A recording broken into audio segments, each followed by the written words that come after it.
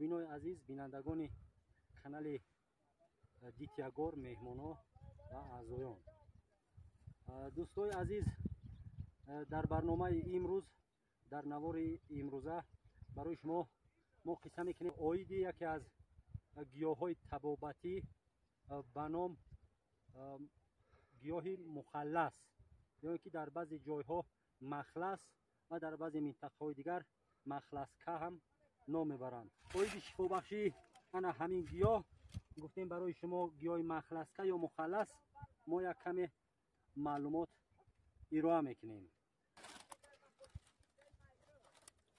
тамошобинои азиз, гиёҳи махласка ё ин ки чинигул бигем, дар бемориҳои ки аз сардӣ яъне аз хунукӣ иборатанд даво аст.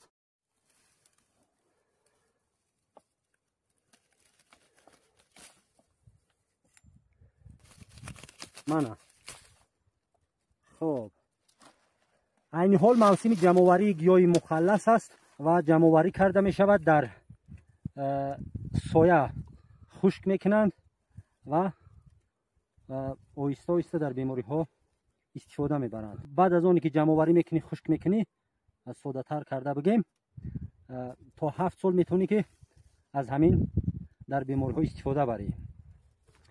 гиёҳи мухаллас аз 20 сантиметр то 70 сантиметр баландиш қад мекашад. гиёҳи бисёр сола аст. дар заминҳое ки бисёр баланд набошанд, яъне дар айлоқҳои баландкӯҳ намерояд, фақат дар заминҳое ки на аз ҳадди маъмулӣ гарм аст ва на сард, яъне дар доманакӯҳҳо, ҷойҳое ки камкам об намнокӣ аст ва заминаш шур нест, мерӯяд. дар бемориҳо истифода бурда мешавад аз тухмаш, аз барги танааш ва аз решааш. дар даво, дар бигем бемориҳо, дар давогӣ ҳамаи қисмаш як вазифаро иҷро мекунанд, яъне ки паст баланд аз якдигар нестанд.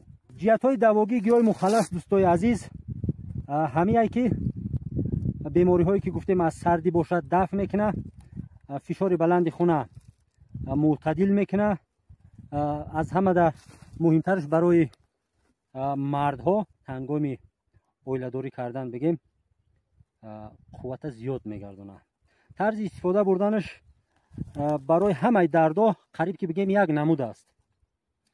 ба мисли чой дар оби ҷӯшомада мепартоем як қошуқчаи ҳамон ошӣ, қошуқҳои калон. ба мисли чой дам мекашем, каме мегузорем ки дам бигира, баъдан аз 1 то 3 пиёла ё ки як ҳамон истакон дар як нӯшидан менӯшем. дар аввали нӯшидан як каме бӯй муш мекуна, баъдан одат мекунӣ. хуб, дар як вақт 3 қадаҳ ё 3 пиёла бигем менӯшӣ, субҳ, нимарӯзӣ ва бегоҳӣ. пеш аз хӯрок ё баъди хӯрок фарқ надорад. як чиза қайд кардан ба мавридаи дӯстои азиз ки ман ба шумо аз наздик нишон битам. дар ҳамон китоби тиб хондам, мега ки дар вақти ғурра бастани ҳамин гиёҳ ҳашароти гавҳораҷунбон, ба забони русӣ богомол, ҳамун гавҳораҷунбон пайдо мешавад дар як кадом мавсими аст ё вақту соате аст ки ҳамин хел ин ҳаминҷаро сурох мекунад, аз дохили ҳамин ғилофако тухми ҳамин гиёҳро мехӯрад ва дар асабо ё ки бигем дар қувваи ҳофиза бисёр таъсири хуб дорад. қувваи ҳофизаро ба қувват мекунад, фаъолнокиша хуб мекунад, фаъолияти асаборо мунтазам, хуб бигем ба истилоҳи русӣ регулировка ё ки танзим мекунад. ба ҳамон хотир ҳашароти гавҳораҷунбон аз мо инсонҳо дида баҳушу зирак аст, агар ки шумо аҳамият дода бошед. хуб, ин ҳаракат ҳамон илми тиб мега, касое ки дар амал шояд дида бошанд ҳамоно меган. хуб, дигар дӯстои азиз, дар бемориҳои гурда, дар бемориҳои хунукзадаи ғадудҳои зери меъда, дар талхадон, дар хичак در سپورز کبودلو میگن بسیار فایده خوب داره. خنکای روده ها را دفع میکنه، کاری روده ها را خوب میکنه، کاری دل معتدل میکنه، عضوهای روحی نفس در بسیار فایده کلان داره. فقط طبابتش همون گونه که در اول گفتیم همون است. به مثل چای استفاده میبریم، خواه از همین غلافکاش باشد، خواه از برگ تنش باشد و خواه از ریشش باشد. خوبتر میشد که دوستای عزیز اگر کسایی که استفاده میبردن و استفاده بر هستند همین گیاه را از ریشش نگیرند، بلکه همین شاخ و پنجه روی زمینیش بگیرند، کفایت میکنه. به خاطری که هرچند گیاه همه ساله هم باشد در بین 4-5 سال ریشش پوسیده از بین میروه و بگیم که همین علف طبابتی از دست میرود به مثل دیگر گل گیاه های طبابتی که در کوهسار ما در تاجیکستان عزیز ما هستند. تاجیکستان ما یک بگیم سرزمینی است که از گل بوته های طبابتی و آرایشی بوی است. خیلی که شما میبینید در نوار هر یکی همین علف طبابتی است، هر یک همین گل گیاهی است که در همه دردها دوا است و با خواست خداوند انشالله که اگر ما ثمرناک استفاده ببریم هم از درد رها می‌یابیم و هم یک توصیه خوب میشود برای نسل آینده و اگر که بگیم باز اسراف کاری نکنیم از بین نبریم علف، باز نسل آینده ما هم در زندگی خودشون استفاده بری میکنند. خوب دیگر دوستای عزیز همین بود یک معلومات کمی که ما داشتیم اوید گیاه مخلصکه در بازارهای تاجیکستان در نزد درمانگاه ها، در نزد استراحتگاه ها فروخته می شود. نرخ گران هم نداره و دسترس هم هست نرخش.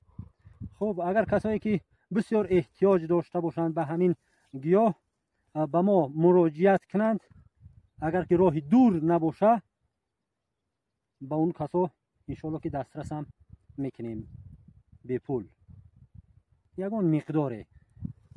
خب یا لینچه و دلینچه نی. همین بود گفتیم معلوماتی ما آیدی گیاه مخلصکه و هر قدری که میتونین سلامتی خودتون حفظ بکنین، از بیماری ها خداوند نگهبانتون باشد و در امان خدا باشین.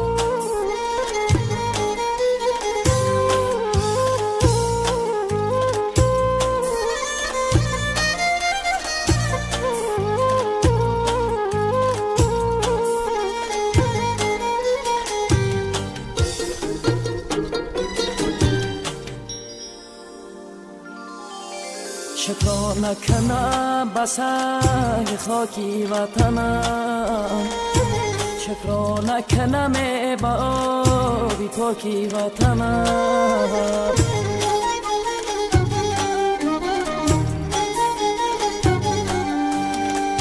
صد شکری سلامتی ای هر وطنم،